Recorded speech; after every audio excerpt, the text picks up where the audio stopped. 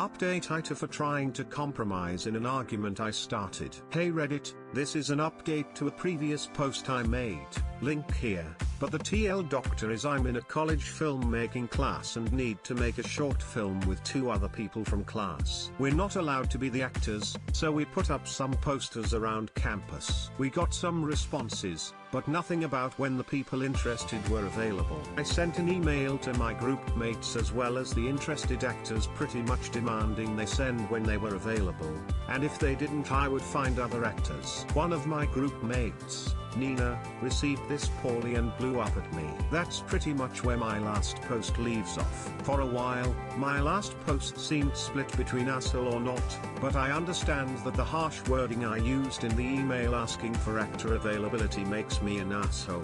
When I made that post, I was aware of my asshole nature, but I wanted an unbiased third-party perspective to judge me. Especially when both my parents and actors I got who saw that email were on my side. As someone who sometimes thinks they're a bad person, I've been known to be scary when I'm angry, which is rare, and say things that turn people away. So I'm not surprised at the verdict. The reason I'm making this update is after the main argument, Nina went and altered my script. She didn't say anything before doing it, and cut out parts to try and shorten it, but in doing so made some of the plot beats confusing. When I found out and confronted her, she directly said you could have consulted before altering my storyline and that she's trying to steer the storyline in the right direction, which I was put off by. This argument ended when she completely backed out of the project, leaving Joey, my other group mate, and I to do this project ourselves. This happened November 22nd,